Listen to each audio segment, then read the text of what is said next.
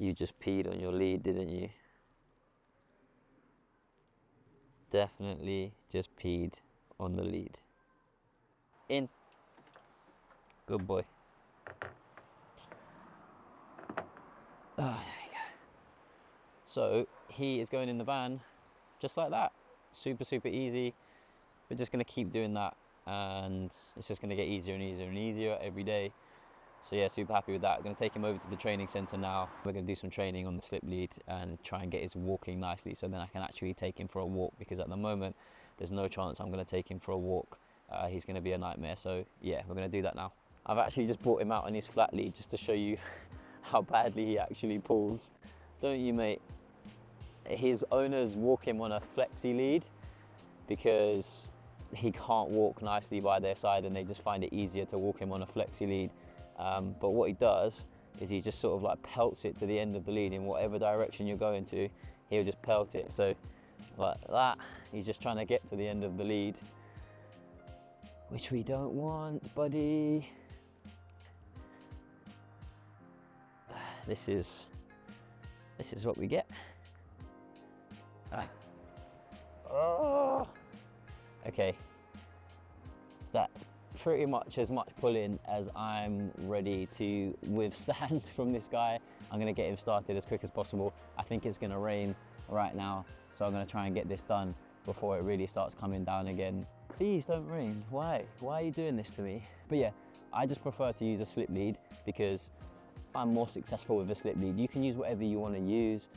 If you've got lots of time, lots of patience, just use whatever you want to use. The process is exactly the same. You've probably seen me do this before if you've been following me on here, or if you follow me on Instagram or anything like that. This is the same thing that I do with all of the dogs, where I'm just teaching them to follow pressure rather than try to sort of run against it and pull against it. So yeah, let's get him doing that right now, because I'm really conscious that it's going to start raining. This weather is genuinely crazy. These are hailstones. I don't know how my camera is going to do with hailstones, so I actually might have to go and sit in the van for a second. I don't want to be out here with hailstones. Do you want to be out here with hailstones, buddy? I don't think so. What? We'll do a little bit. And then he's going to go this way, and I'm going to go this way. Good boy. Good boy. The hailstones. Ah, my God. Come. Yes, good boy. All I'm doing though is moving forwards and then pressure backwards, and then he follows pressure and gets rewarded every time. So what this is teaching him is that pressure leads to a reward. What you don't want to be doing all the time is just using pressure as a punishment or pressure as a negative thing. You want to be as best as you can, making sure that you're doing loads and loads of training where the pressure can also lead to reward. And then that really helps when we're trying to bring the dog to do different things. So we can then teach them to heel, we can teach them to go to place, we can teach them to do, jump over obstacles, or whatever it is you want to teach them to do. You might need a little bit of lead guidance. The lead is basically just your way to communicate. I like to sort of liken the lead to holding their hand. Obviously they don't have little hands that we can hold and show them where they need to go and guide them around. The reason why I'm hunching over like this is because the camera's quite low. I didn't really think this through, so yeah, I haven't got a bad back or anything. I'm just kind of talking to you guys and bending over like a weirdo. I probably don't even need to bend over. I don't know how wide the shot is. I can't see the screen. Good boy. I'm teaching him to not just leg it in front of me. So there, pressure. Yes, good boy. And then I'm just going to use the food to just guide him into the position that I want him to be as well. That's nice. Yeah, bud. This way. Yes. Good. I go from being face on, so like walking backwards, my hands are freezing. I go from face to face with the dog like this, walking backwards. Yes. Just because it's nice and easy for him to follow me when I'm doing this. Yeah, bud. Yes, buddy. And we're just trying to move, and he's moving with me. And then what I do, good boy, is I catch him by my side there. Yes. Good boy. And then there, catch him by my side. Yes. And I'm really going to try and shape it so every time he gets in front of me, he's going to get brought back. Yeah, nice, bud. That's good. Yes. Come. Yeah, come. So I'm using the lead there. Look, this is my little secret technique, by the way. well, it's not secret because I'm sharing it with you now, but when the dog's in front of you like this, if you want to grab, hold on, let me just think about what I'm trying to say here. So if you have a dog that you want to walk by your side, and let's say they're in front of you, now I want him to walk to my left hand side.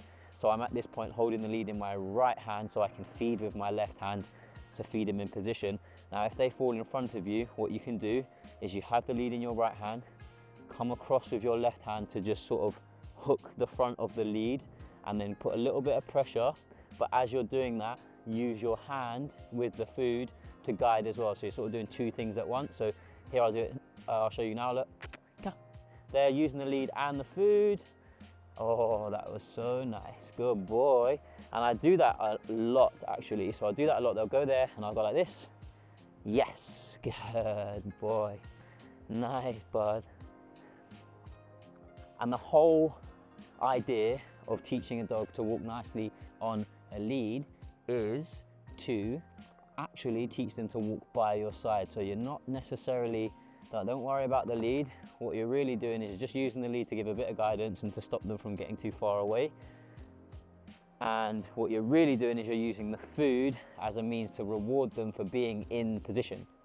So walking on a loose lead is just about walking in position. So that's what we're working on.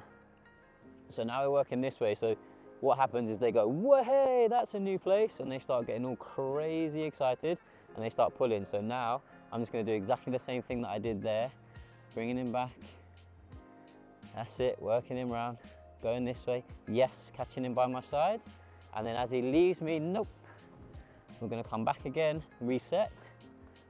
Yeah, just remember that dogs are going to find just moving from pavement to cobblestone interesting, or new, different. They're gonna find walking towards a wall really boring, but walking towards a hedgerow really exciting. So if you can go to a place where you just use the environment around you and be like, oh, we haven't gone over there yet, or we haven't gone over there yet, that's where you're going to be able to start getting this progress. And just keep doing what you did at the start. So all I'm doing now is exactly what I did when I was walking towards the wall, but now we're just walking towards the hedgerow.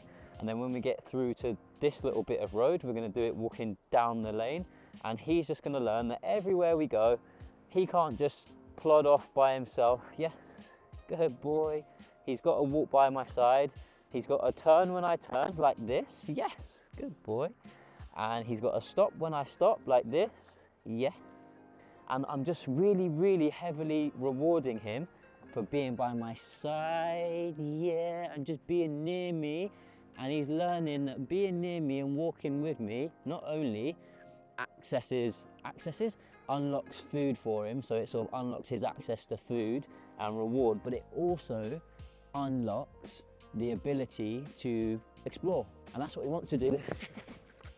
He wants to explore, he wants to run around, but he needs to learn that he can't do that when he's attached to this lead. There's going to come a time and a place when he can do that when he's off this lead, but at this point we can't go anywhere if you're pulling like a lunatic, can we, mate? So let's get around the corner and then we'll just walk a little bit down the lane and then we'll cap it. So walking down the lane, in contrast to yesterday when we walked down this lane with his owner, he was going cray cray, but right now he is super nice and chilled with me. Oh, he's a good boy, yes.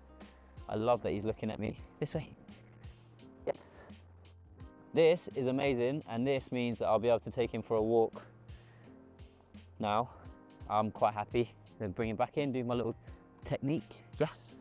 It's raining now, so I am going to get inside the van and we are done now. So yeah, hopefully that helped you guys and you enjoyed the video. I'll see you soon.